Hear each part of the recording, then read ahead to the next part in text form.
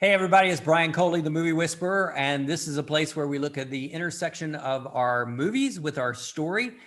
And I've been doing a series of videos on the Oscar nominees and why you should see them.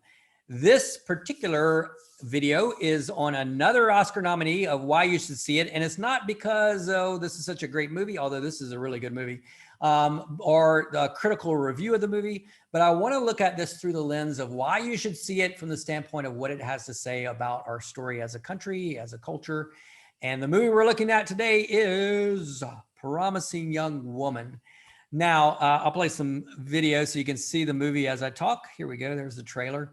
So Promising Young Woman, it stars Carey Mulligan, and for no other reason you should see this movie from the standpoint of her performance. She plays so many shades of this one woman as far as different looks and the feel. I mean, it's just an incredible performance. But the plot of the movie is that you see her at the beginning. She's going to these bars and she's seemingly drunk. And of course, there's this chivalrous guy, supposedly, who's going to take her home.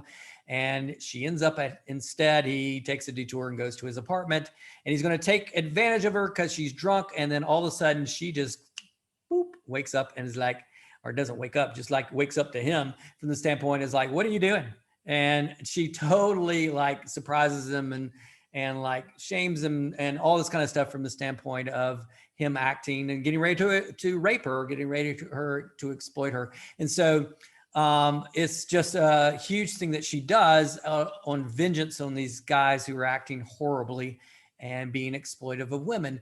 And you find out that she's doing this because she had a friend who was raped, and the guy got away with rape, and actually was guys got away with rape, and the girl ended up, her best friend committed suicide. And so she's taking vengeance on men who are acting horribly by doing this ruse of going to bars and pretending to be drunk.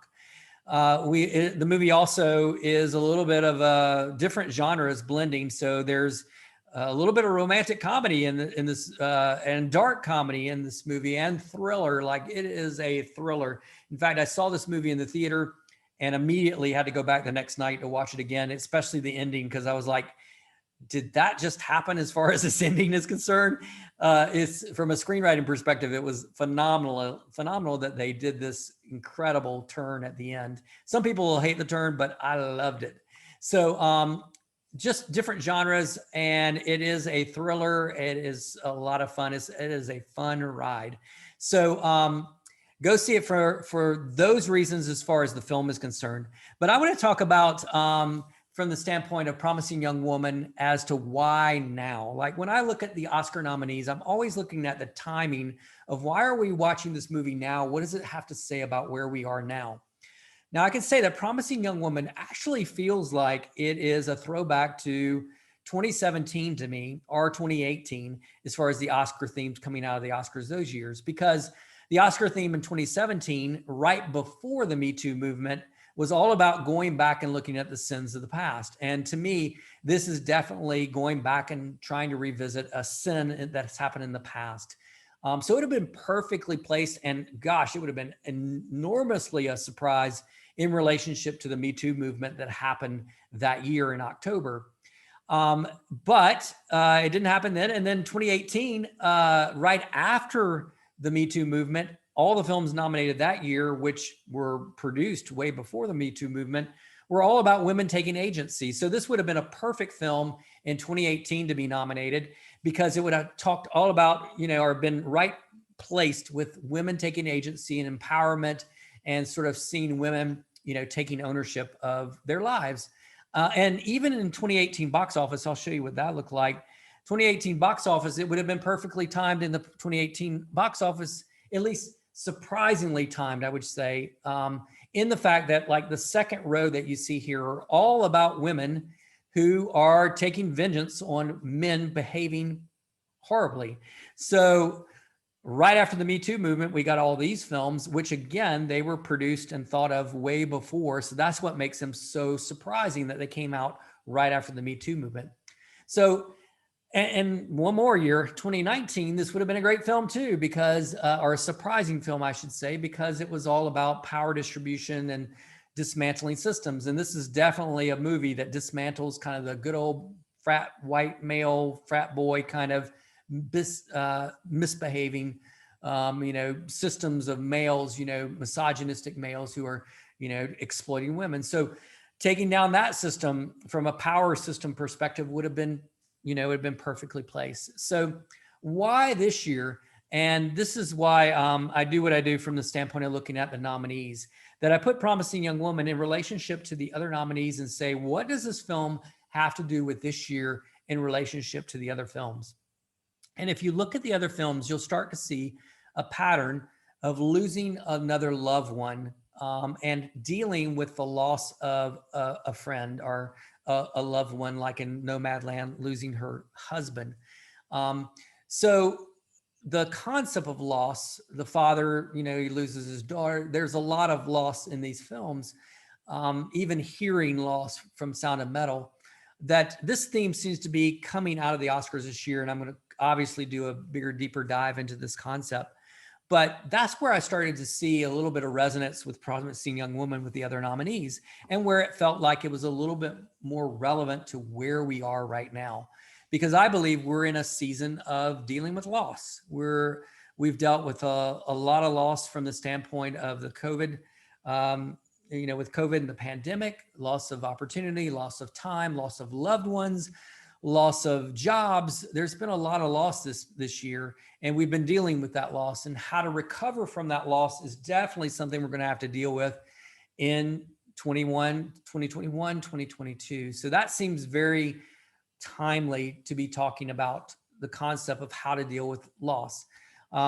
If you're in a person of color, if you're in that community, then if you're Asian specifically, or if you're Black, you understand what it's like to deal with loss in a different way, and understanding what that loss looks like and how to recover from, loss that is not just, this moment in time, even though we're highlighting, but it has been, a systemic thing for a long time. So that concept of what this movie has to do with our story from the standpoint of loss seems to be very relevant.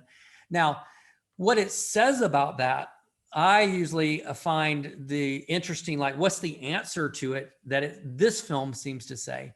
And it's a double-edged sword in a lot of ways. When you watch the film, you don't know quite what to think about this, what I call the center of good in the film. Like, one aspect of it, the center of good is you want her to kind of move on. You want her to forgive, or, you want her to kind of, and when I say that, I say that's what the mother of her best friend says to her, is that you're like stuck in this, like she's moved on, the mother has moved on, and she wants her to move on. So you see Carey Mulligan's character and you're like, you're really stuck, and we want you to move on from loss and not just kind of keep trying to seek vengeance in that. Yet at the same time, the flip side of that is there's a center and good in which you're like, I want to see her take down these guys who are the perpetrators of this loss. I want her to get justice, and ultimately, take vengeance on these men who are behaving horribly. So there's that center of good too. So if I put America in the central character, I'm having a wrestling match with, how do I deal with loss? Like, could I get stuck in it? Like, is 2021 and 22 us getting stuck in all this loss and not being able to move on?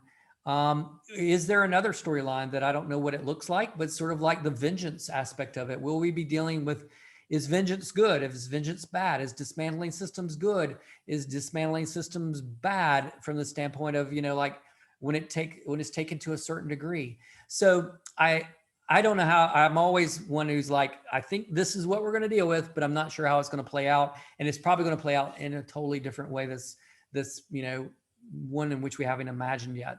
So that is the reason that I would say watch Promising Young Woman from the standpoint of just wrestling. Let me know in the comments, like, what you see in this film, and imagine if you put America in her place, like, what does this say? Independent of the ending, what does this say? Or maybe deep into the ending, who knows, about America. And so I'd love to know what you guys think, but this is my reasoning as to why you should see Promising Young Woman, is this wrestling, and maybe you'll see something totally different. So let me know if you see something totally different too.